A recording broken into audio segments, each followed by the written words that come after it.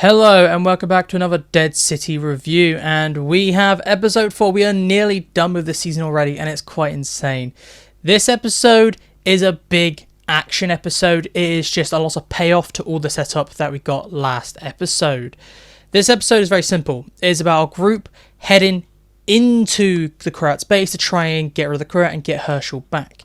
By the end of the episode, our group are separated. We have Maggie in the sewers and we have Negan alone with Pearly.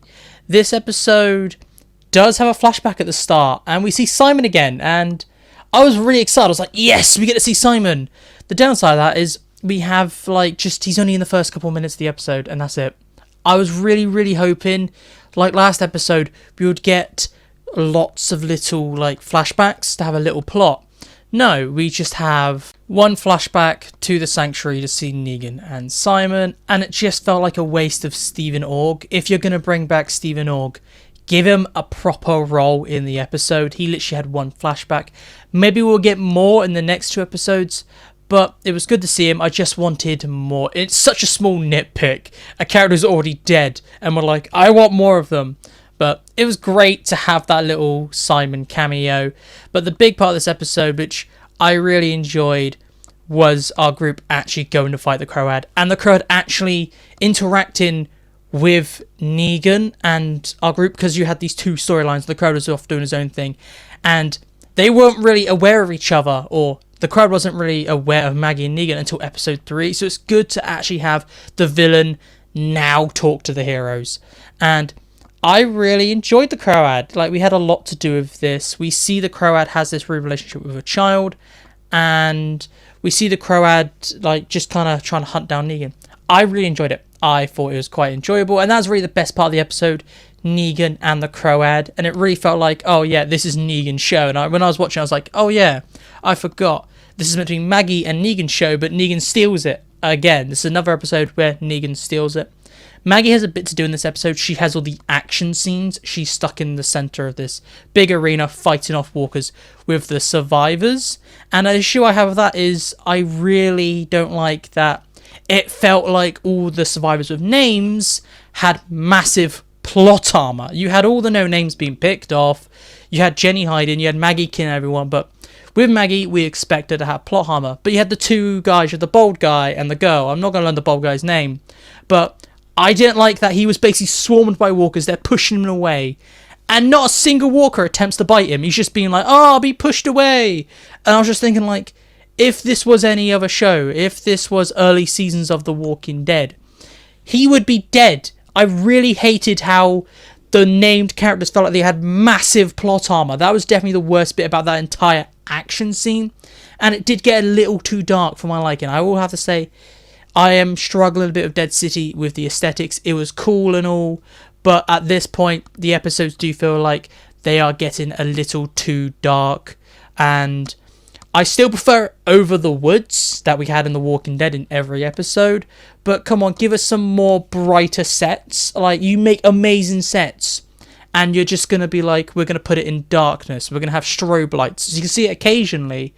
But come on, I just feel like the cinematography is okay at times, and it's great when they actually show things, but sometimes it is just a little too dark for my liking. With the aesthetics aside, I do have to say the writing is very good in this episode, and very good through most of this season so far. I really like the writing. The dialogue is great. We get an F-bomb from Maggie, which is quite good. And it's good that they're not having those little holdbacks now where they're having to write dialogue in such a bad way to try and avoid swear words. It's good that AMC are okay, you can say what you want. So the dialogue is great. And the pacing, it's a very good paced episode. It ends well, it starts well. There are no times where you're it's dragging a little, it's too fast. The pacing is very good. And the dynamic between Maggie and Negan, even though Negan steals the show a little too much, the dynamic between them two are very interesting. I really like how we see that Negan is doing everything within his power, even killing people, to save Maggie's son. However, then you have Maggie being the selfish one where she finds out Jenny's alive in the last episode, and she's dealing with, does she tell Negan or not? And then she eventually decides not to, so that Negan will go save her son. Maggie's being selfish, and Negan is being selfless. I really like that, and I feel like That is why we had those leaks like months ago. We see Maggie and Negan fight him. This is going to come to a head, and this is a little theory I have. I definitely think Maggie's going to be the reason Jenny gets hurt. I don't think she will die because I think the actor like spoiled some things about season 2. But I definitely think Maggie's the reason Jenny's going to get hurt. And Negan's going to find out Maggie knew about Jenny all this time and chose not to tell him. And those two are going to come to heads in episode 6. That's what I think is going to happen. I feel like Maggie being selfish is going to bite her in the back. And it's going to end up with Negan and Maggie being completely distant and hating each other by the end of this season. And maybe because of that, they are unable to save Hershel by episode 6. Moving on, I do want to quickly talk about the ending, and specifically the Negan and Pearlie ending.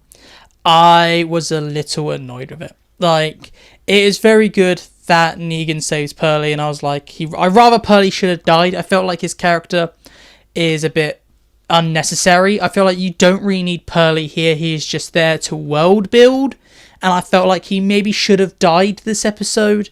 But no, Negan saves Pearlie, and I'm like, oh, okay. I was like, really like, kill him, and then he just grabs on. I'm like, oh, great. And then you have the ending where Pearlie then grabs Negan's gun, and he's like, yeah, you're under arrest. And I'm like, bruh, read the room. He just saved your life. And then on top of that, Pearlie killed his own man in episode 1.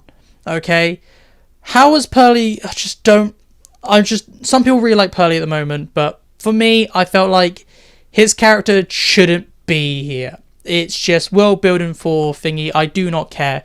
Have everyone just focus on the savior aspect, because it's just another thing to make the show about Negan. Just remove that, okay? And hopefully something happens in episode 5 where the situation changes. But let's move over to my one sentence / one word overall review. And I have to say, this is a fantastic episode, and I'd give it an 8 out of 10. It's paced well, the action's cool, there's only a few issues here and there, and there's such small issues like Stephen Hawke's cameo not being long enough, but that's a really, really small nitpick. The plot armor and things here and there being a little too dark. But it's a great episode, and I do recommend, if you haven't picked up Dead City and watched it, go watch Dead City. It is the best Walking Dead show we have had in years. This is way better than, I would say, even season 11 of The Walking Dead. We haven't had a good Walking Dead show in years, and this is amazing, so go check it out. But this is it for me today, so goodbye, peace out, and I'll talk to you in my next video.